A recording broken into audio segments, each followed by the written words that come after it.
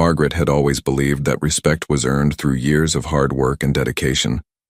At 52, she had spent 15 years building her reputation at Riverside Music Academy, one of the most prestigious music schools in the city.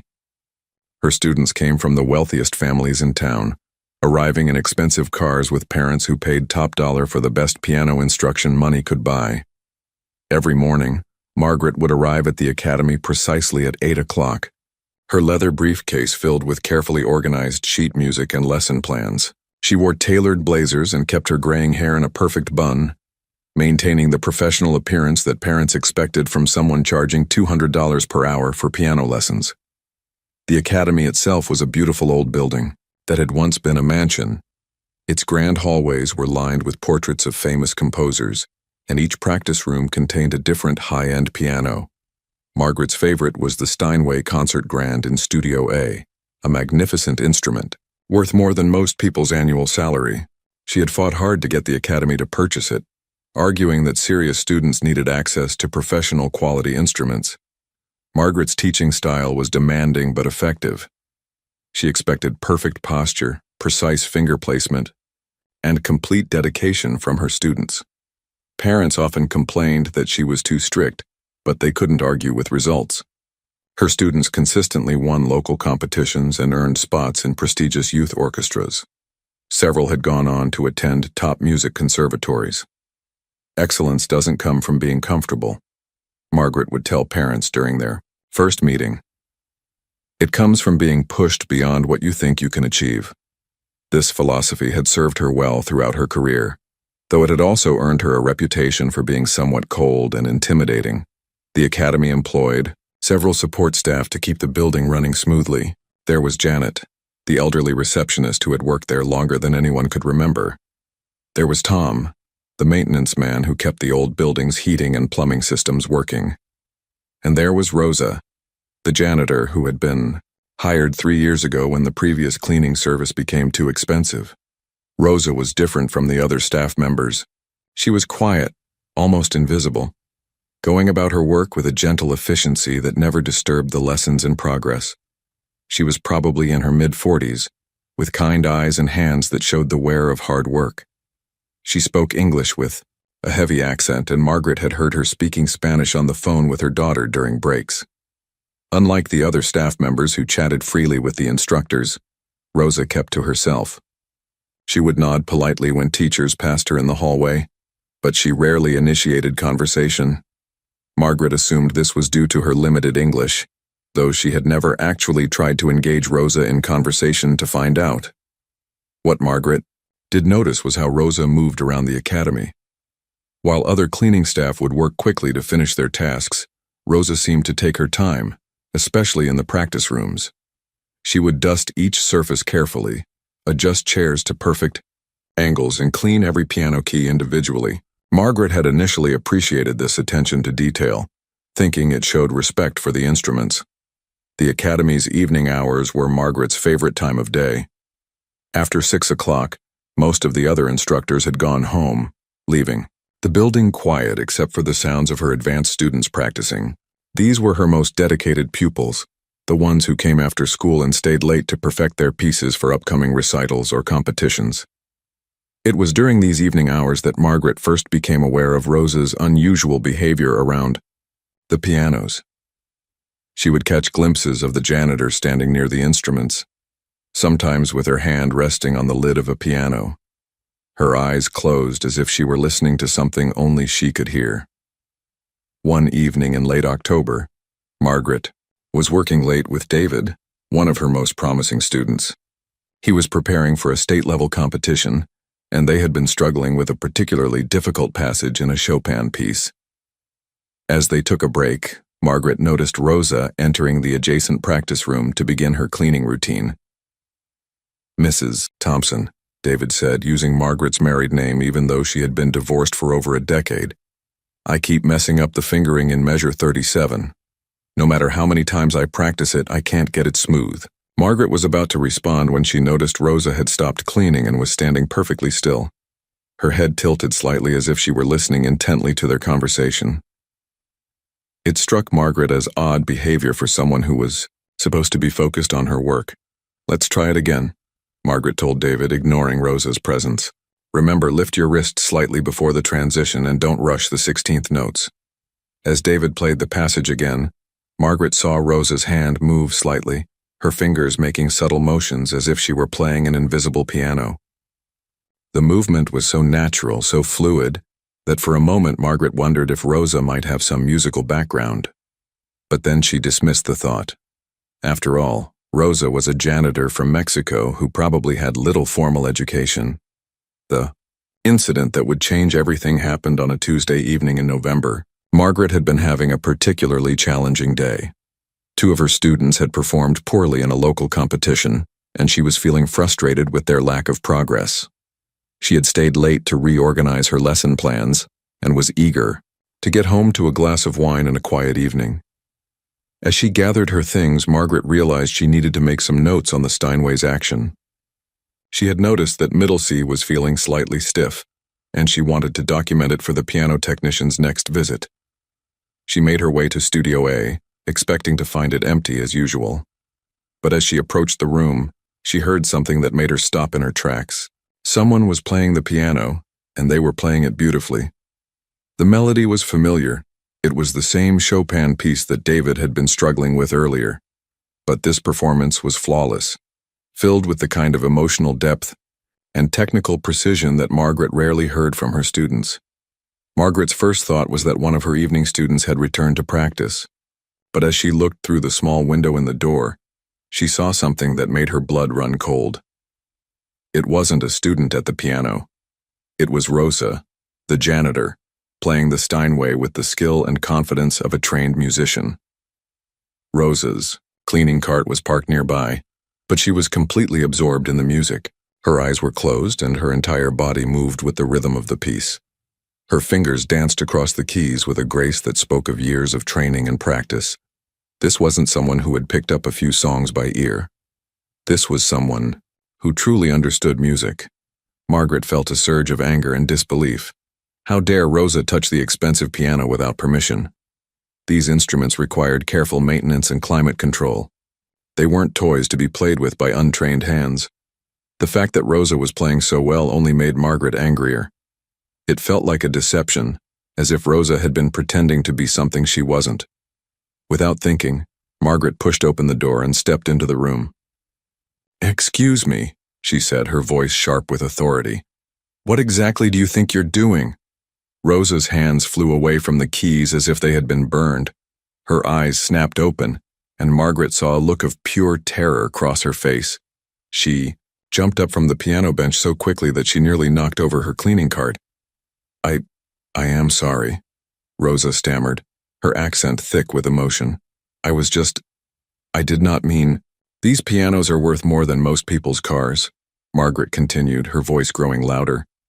"I need you to stick to cleaning and leave the instruments alone. They're not toys, and they're certainly not for the cleaning staff to play around with." Rosa's face flushed deep red, and Margaret could see tears forming in her eyes. "I am very sorry, Mrs. Thompson. It will not happen again." "It better not," Margaret replied coldly. "If I catch you touching these instruments again, I'll have to speak to Dr. Williams about your employment here." Rosa quickly gathered her cleaning supplies, her hands shaking as she wheeled her cart toward the door. She kept her head down, unwilling to meet Margaret's eyes, and mumbled another apology before disappearing into the hallway. As the door closed behind Rosa, Margaret stood alone in the practice room, her heart still racing with anger and confusion. She looked at the Steinway, its keys still warm from Rosa's touch, and tried to process what she had just witnessed. The music she had heard was undeniably beautiful, but that didn't change the fact that Rosa had overstepped her boundaries. Margaret sat down at the piano and played a few notes, checking to make sure the instrument hadn't been damaged. Everything seemed fine, but she made a mental note to have the piano technician check it during his next visit. She couldn't shake the feeling that there was more to Rosa than met the eye, but she pushed the thought away. Rosa was the janitor, nothing more, and it was important to maintain proper boundaries between staff and the Academy's valuable instruments. After that Tuesday evening confrontation, Margaret couldn't get the image out of her mind. Rosa sitting at the Steinway, playing Chopin with such skill and emotion, that it had literally stopped Margaret in her tracks. She tried to convince herself that what she had heard was just a fluke. Maybe Rosa had memorized a simple melody from listening to students practice. But deep down, Margaret knew what she had witnessed was far more than that. The next morning, Margaret arrived at the academy, earlier than usual. She told herself it was to catch up on paperwork, but truthfully, she was curious about Rosa. She had worked alongside the janitor for 3 years, yet realized she knew almost nothing about her beyond the basics. Rosa cleaned quietly, efficiently, and never caused any problems. Margaret had always appreciated staff who stayed in the background and didn't interfere with the important work of teaching music. As Margaret organized her lesson plans in her office, she found herself listening for sounds from the practice rooms. Rosa typically started her morning routine around 7:30, cleaning the rooms before the first students arrived at 9. Margaret could hear the familiar sounds of Rosa's cartwheels rolling down the hallway, the soft thud of trash bins being emptied, and the gentle swish of cleaning cloths against surfaces. But now Margaret was paying attention to other sounds too. She noticed that Rosa hummed while she worked, soft melodies that drifted through the halls. At first, Margaret assumed these were just random tunes, the kind of absent-minded humming anyone might do while performing routine tasks. But as she listened more carefully over the following days, she began to recognize the pieces. Rosa was humming Bach's Invention No. 1 in C major on Wednesday morning. Thursday it was Mozart's Sonata in C major. Friday brought the opening theme from Beethoven's Moonlight Sonata. These weren't simple pop songs or folk tunes. Rosa was humming complex classical pieces, and she was humming them perfectly with all the correct notes and rhythms intact. Margaret found herself making excuses to walk through the hallways during Rosa's cleaning time. She would claim she needed something from the supply closet or wanted to check on a practice room's temperature. Each time she listened carefully to Rosa's humming, and each time she recognized another sophisticated piece of classical music. What disturbed Margaret most was the accuracy. Rosa wasn't approximating these melodies or humming simplified versions. She was reproducing them note for note, sometimes even including the subtle ornamentations and grace notes that many of Margaret's advanced students struggled to master. This level of musical knowledge didn't come from casual listening. It came from serious study and practice. During her lunch break on Friday, Margaret decided to do something she had never done before. She approached Janet, the academy's longtime receptionist, hoping to learn more about Rosa's background. Janet had been at the academy for over 20 years and knew everyone who had ever worked there. "Janet," Margaret said, trying to sound casual, "what do you know about Rosa's background? I mean, before she started working here?" Janet looked up from her crossword puzzle, surprised by the question. "Rosa, she's a sweet woman, very reliable, never misses a day unless her daughter is sick." "But what did she do before? I mean, for work?" Janet shrugged. "I know she came from Mexico about 5 years ago. She mentioned once that she was a teacher back home, but you know how it is. Foreign credentials don't always transfer. She was lucky to find steady work here." "A teacher?" Margaret's heart skipped a beat. "What kind of teacher?" "I'm not sure exactly. We've never really talked about it in detail. She keeps to herself, you know? Very professional. Why do you ask?" Margaret quickly made up an excuse about updating employee records and changed the subject. But her mind was racing. Rosa had been a teacher in Mexico. What if she had been a music teacher? It would explain everything.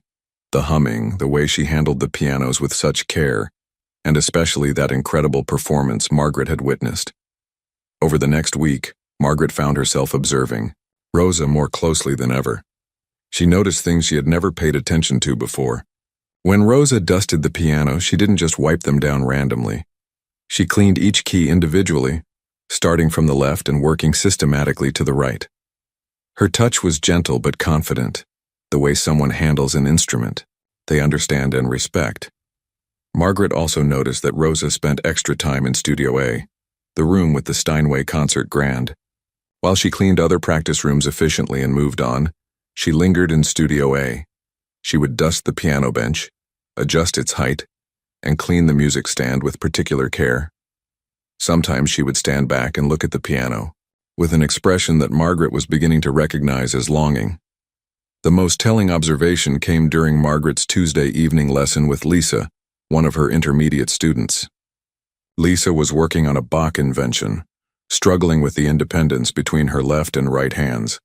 Margaret had explained the concept multiple times, demonstrated the technique, and even had Lisa practice hands separately.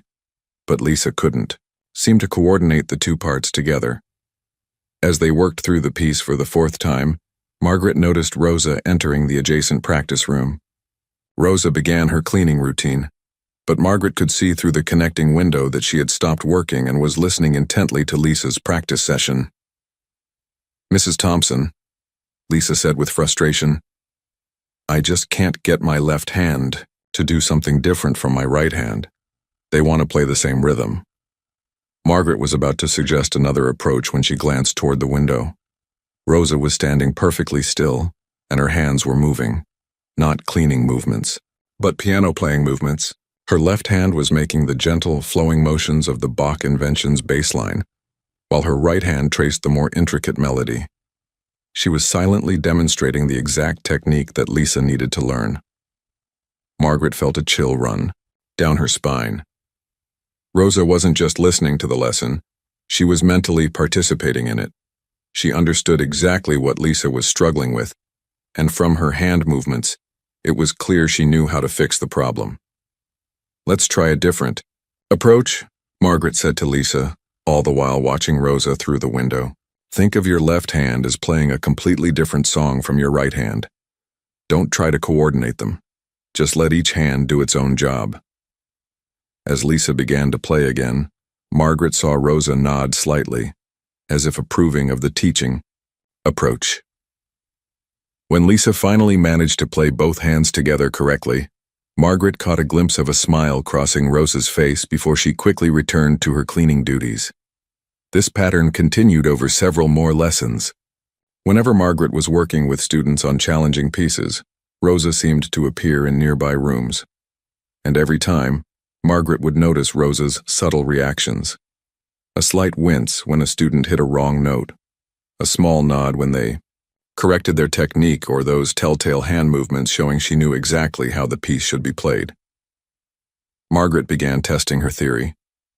During her Thursday lesson with Kevin, an advanced student preparing for college auditions, she deliberately chose pieces she knew were particularly challenging. Kevin was working on Rachmaninoff's Prelude in C-sharp minor, a piece that required tremendous technical skill and musical maturity. As expected, Rosa appeared to clean the room next door. Margaret watched carefully as Kevin struggled through the most difficult passages.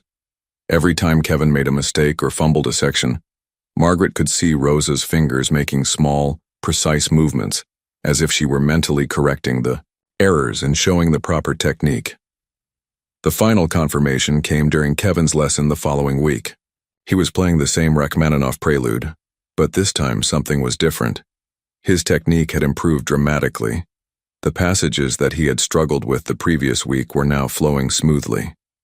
His musical interpretation had depth and maturity that seemed to have appeared overnight.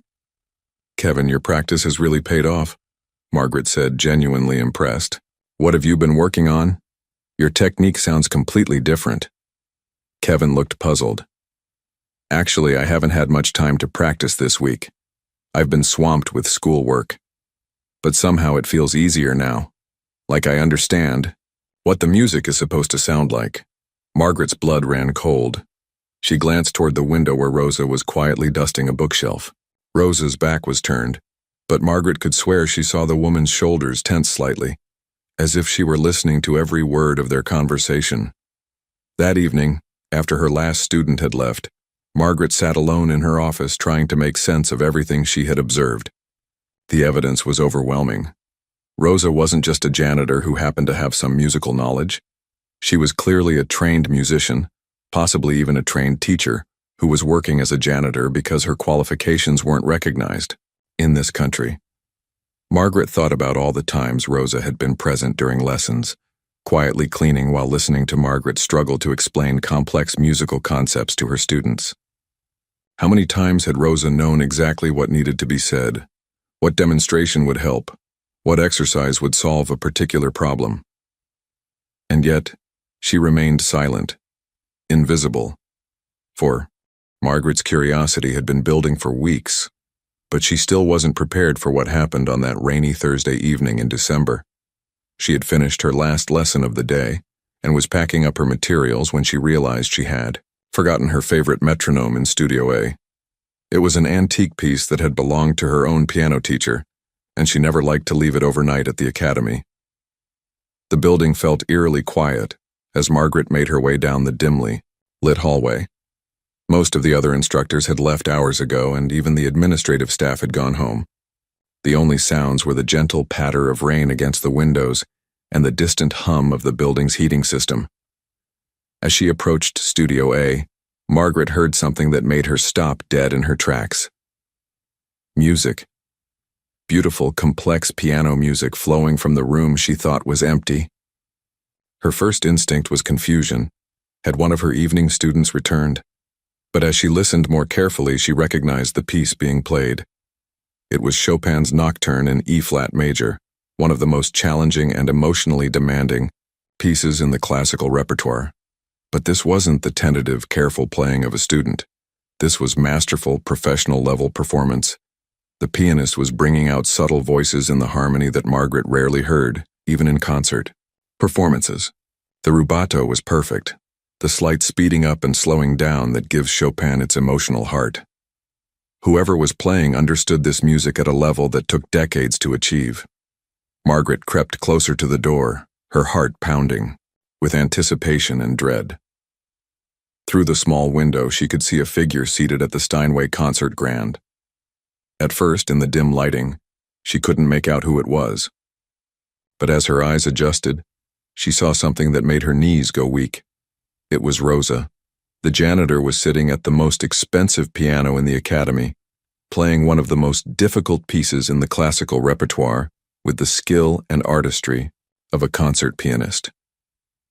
Her eyes were closed and her entire body moved with the music. This wasn't someone who had learned a few songs by ear.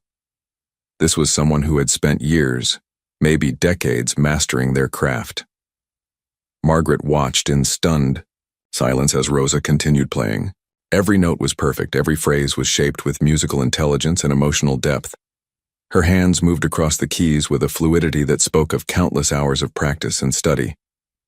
This was the kind of playing that Margaret's advanced students dreamed of achieving someday. When the final notes of the nocturne faded away, Rosa sat quietly for a moment, her hands resting gently on the keys. There was a look of pure peace on her face, as if she had been transported to another world through the music. Margaret realized this might be the only time Rosa felt truly herself, these stolen moments at the piano when no one was watching. But Margaret was watching, and her shock was quickly turning to anger. How long had this been going on? How many times had Rosa played these expensive instruments without permission? Margaret thought about all the times she had lectured students about the proper care and handling of the pianos, about how these instruments required respect and professional maintenance. Unable to contain herself any longer, Margaret pushed open the door and stepped into the room. "What exactly do you think you're doing?" she demanded, her voice echoing in the quiet space. Rosa's reaction was immediate and devastating. Her hands flew away from the piano as if she had been burned. She spun around on the bench, her face showing pure terror and shame. For a moment she seemed unable to speak, just staring at Margaret with wide, frightened eyes. I am so sorry," Rosa finally managed to say, her voice barely above a whisper. She stood up so quickly from the piano bench that she nearly lost her balance. "I know I should not. I was just what?" Margaret interrupted, her anger building. "Just playing around with $100,000 piano? Do you have any idea what you're doing?" Rosa's face crumpled, and Margaret could see tears forming in her eyes. "Please, Mrs. Thompson, I am very sorry. I did not mean any harm. I was only—" "You were only what? Treating our most valuable instrument like your personal toy?" Margaret's voice was getting louder now.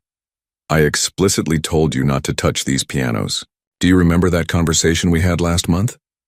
Yes, I remember, Rosa said, her voice shaking. I remember, and I tried to stay away.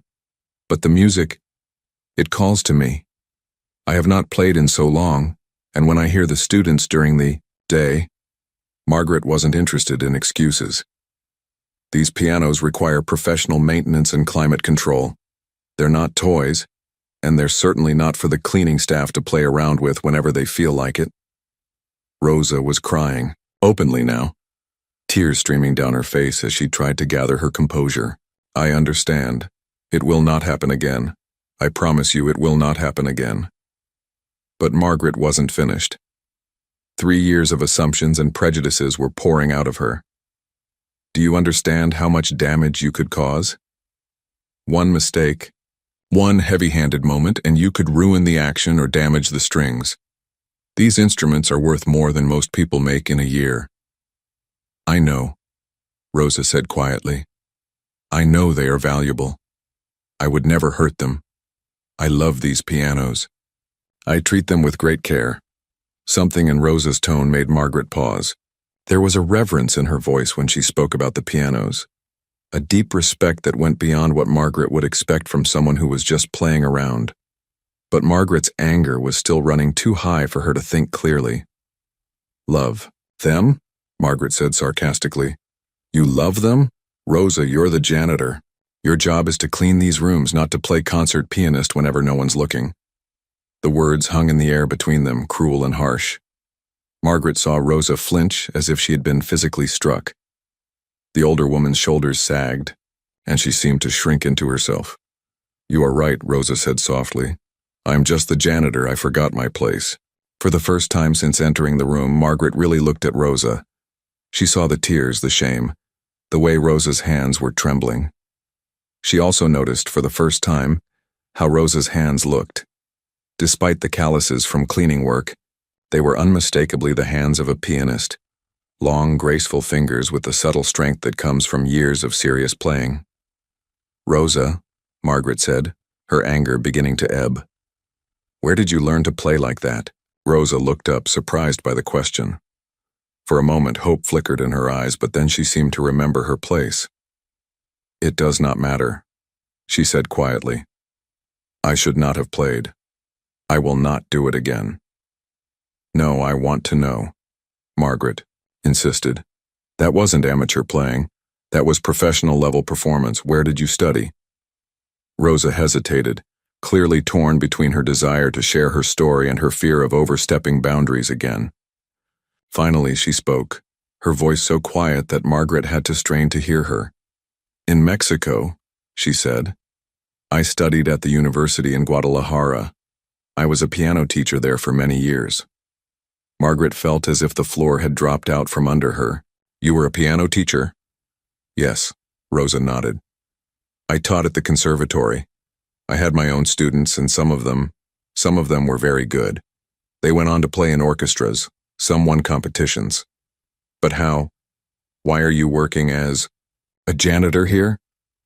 Rosa's face showed a mixture of sadness and resignation. When my husband died, I had to leave Mexico.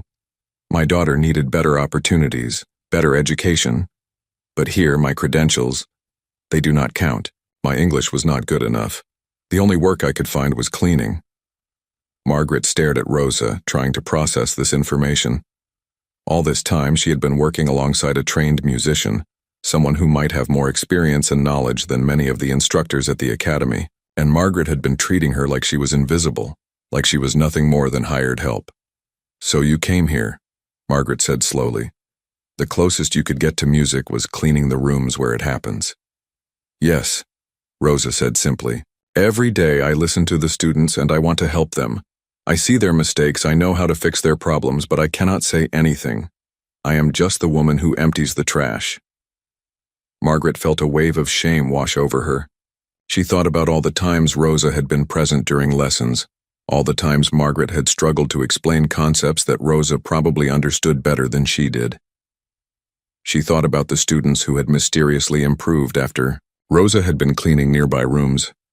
Rosa, Margaret said, her voice much gentler now. I owe you an apology. Margaret's apology hung in the air between them, but she could see that Rosa wasn't quite ready to accept it. The hurt in Rosa's eyes was too deep, the shame too fresh. Rosa had spent 3 years being invisible in this place, and Margaret's harsh words had only reinforced what Rosa probably felt every day, that she didn't belong in the world of music anymore. Please, Margaret said, taking a step closer to the piano bench. Sit back down, I want to hear more about your teaching in Mexico. Rosa shook her head quickly. No, I should go. I have work to finish, and I have already caused too much trouble. Rosa, please. I was wrong to speak to you that way. I had no idea about your background, and I made assumptions that were completely unfair. Rosa looked at Margaret with surprise. In 3 years of working at the academy, no instructor had ever apologized to her for anything. You do not need to apologize to me, Mrs. Thompson. I broke the rules. I should not have touched the piano. But that's exactly the problem, Margaret said, feeling the weight of her realization. You shouldn't have to ask permission to play music when you're clearly more qualified than half the people in this building.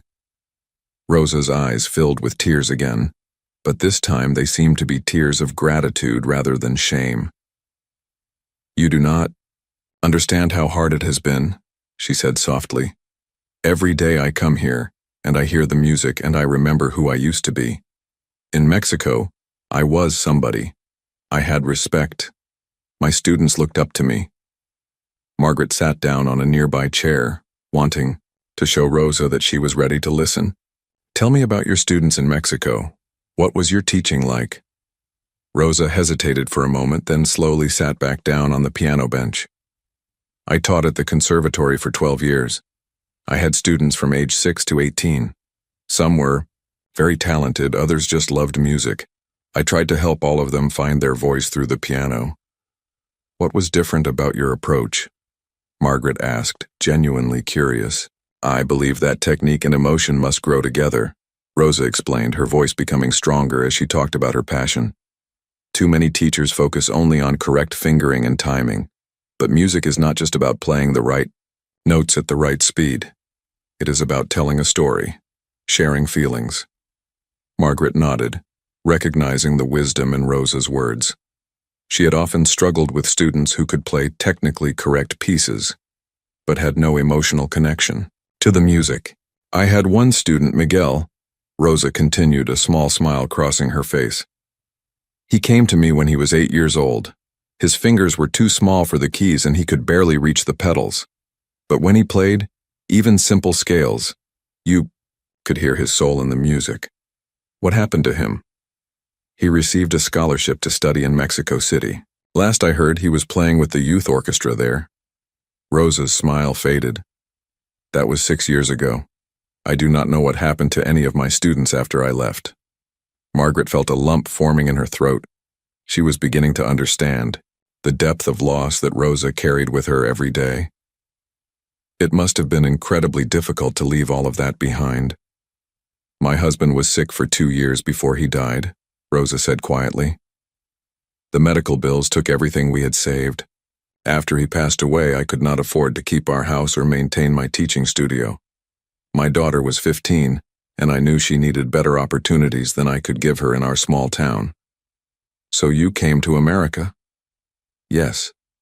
I thought maybe I could find work teaching here, but it was not so simple. My English was not good enough for most jobs, and when I tried to explain my qualifications, people would look at my accent, my clothes, the way I spoke, and they would not believe me.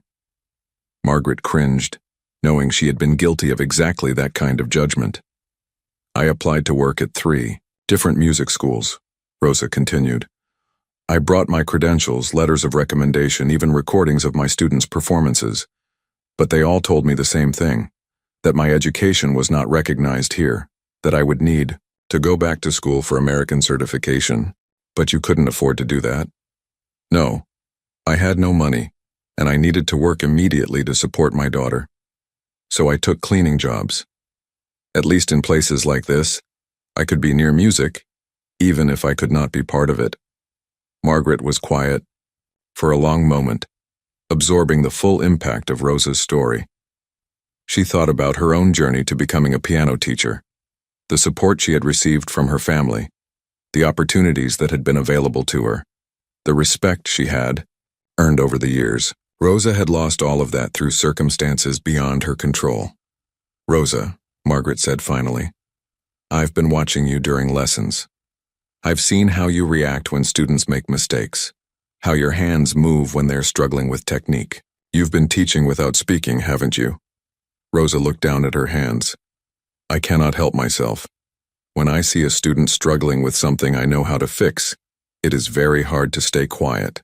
Sometimes I wish I could just show them, but you're invisible." "Yes. I am just the woman who cleans the rooms." At that moment, Margaret heard footsteps in the hallway. Dr. Williams, the academy's director, appeared in the doorway.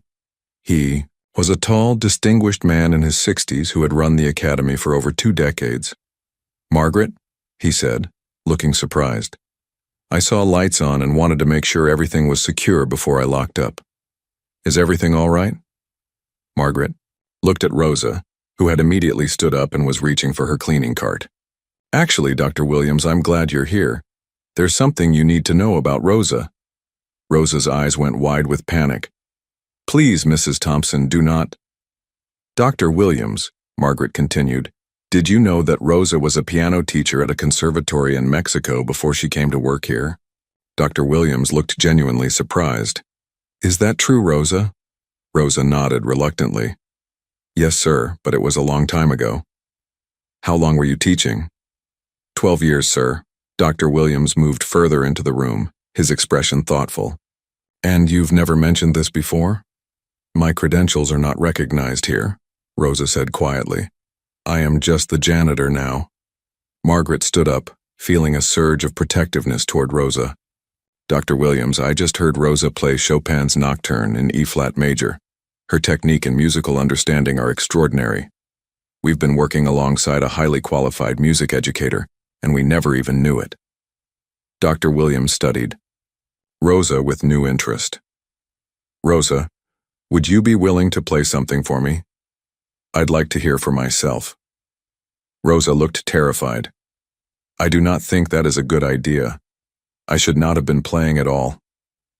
"Please," Dr. Williams said gently. "I'm not angry about you using the piano. I'm curious about your abilities." Margaret nodded encouragingly. "Show him who you really are, Rosa." With trembling hands, Rosa sat back down at the piano.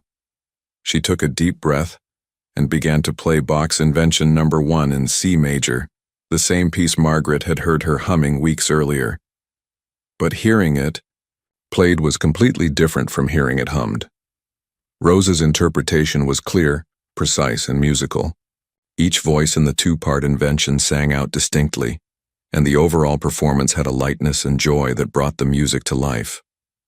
When she finished, the room was silent for several seconds. Dr. Williams was staring at Rosa with amazement.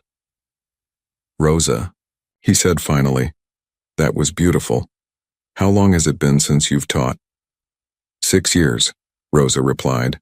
"And how long since you've played regularly?" "The same. I have not had access to a piano since I came to America." Dr. Williams looked at Margaret, then back at Rosa. "I think we need to have a serious conversation about your role here at the academy." Dr. Williams' words hung in the air like a promise of hope that Rosa had almost forgotten how to believe in. She sat at the piano bench, her hands still trembling slightly from the performance, looking between Margaret and Dr. Williams with a mixture of fear and desperate longing. "What kind of conversation?" Rosa asked quietly, her voice barely above a whisper. Dr. Williams pulled up a chair and sat down, making the discussion feel less formal and intimidating. "Rosa, in 23 years of running this academy, I've learned to recognize exceptional talent when I hear it. What you just played wasn't just technically correct. It was musical, expressive, and showed a deep understanding of the composer's intentions." Rosa's eyes filled with tears again, but this time they seemed to be tears of relief rather than shame or fear. "Thank you, sir. Music has always been my language, even when my English was poor." "Tell me more about your teaching experience in Mexico," Dr. Williams said. What ages did you work with? What was your methodology? As Rosa began to describe her teaching philosophy and methods, Margaret watched in amazement at the transformation taking place before her eyes. The timid, invisible janitor was disappearing, replaced by a confident, articulate educator who spoke with passion and expertise about music education. Rosa explained how she had developed special techniques for helping young children with small, hands master difficult passages. She described her methods for teaching rhythm to students who struggled with timing, and her approach to helping shy students find emotional expression through music. With each story she shared, it became clearer that Rosa wasn't just a competent piano teacher, she was an exceptional one. I had one student, Carmen, who was very anxious, Rosa said, her face lighting up with the memory. She would freeze up during performances, even in front of just her parents.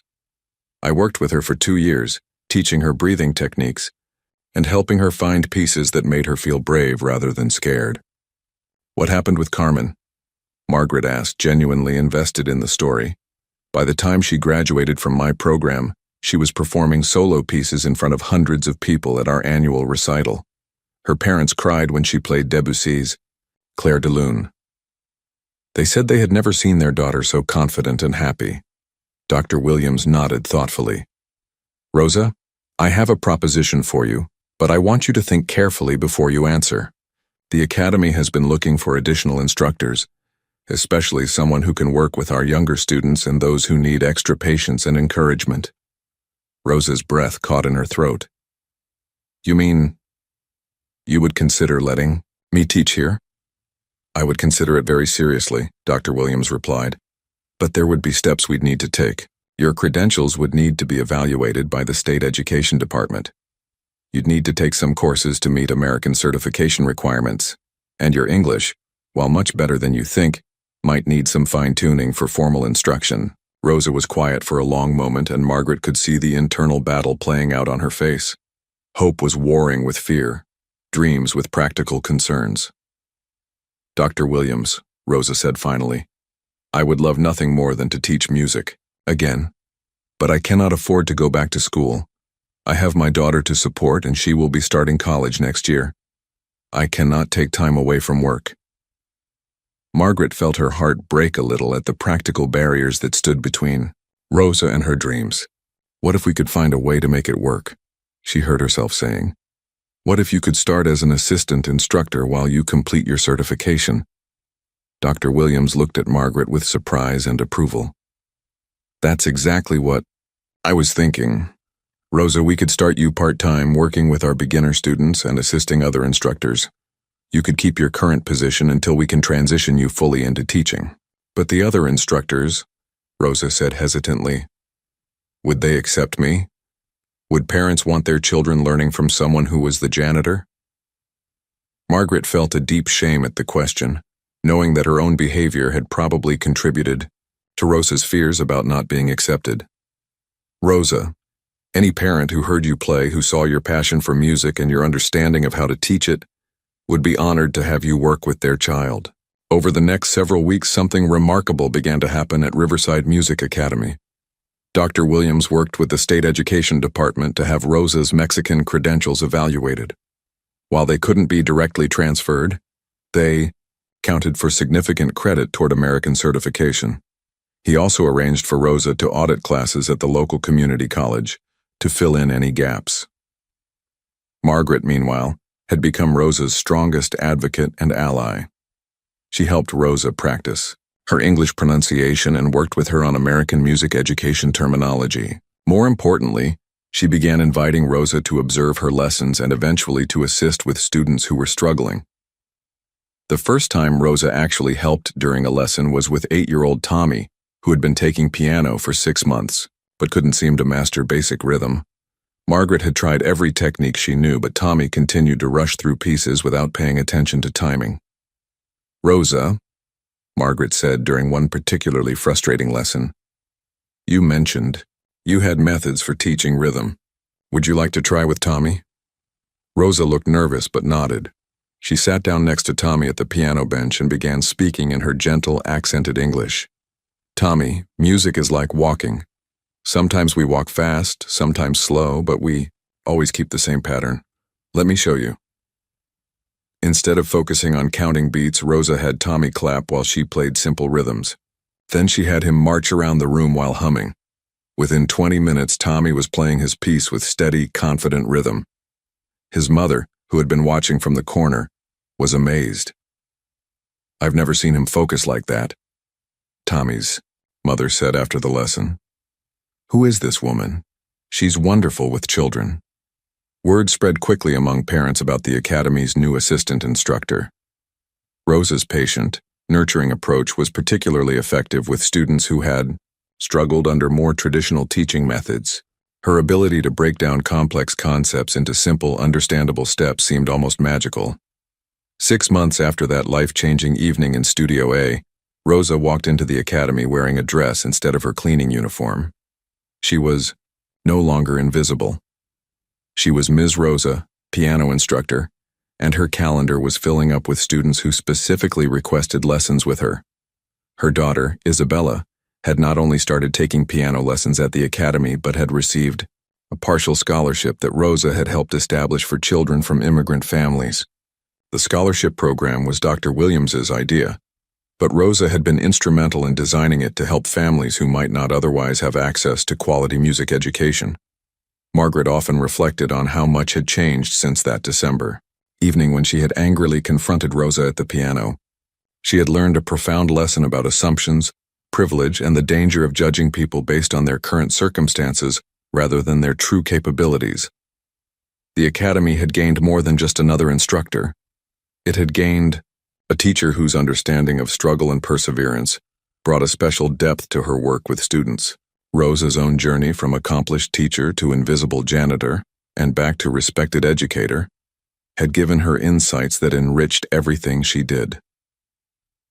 On the anniversary of that first confrontation, Margaret found Rosa in Studio A after hours, playing the same Chopin nocturne that had started everything. But this time, when Rosa finished playing, Margaret didn't burst in with anger. Instead, she knocked gently and waited to be invited in. "That was beautiful," Margaret said as she entered the room. "You play it differently now than you did that first night." Rosa smiled, her hands still resting on the keys. "I play it with hope now, instead of sadness. It makes all the difference." Margaret nodded, understanding exactly what Rosa meant. Hope, she had learned, could transform not just music, but entire lives. And sometimes the most beautiful transformations came from the courage to see people as they truly were, rather than as we assumed them to be.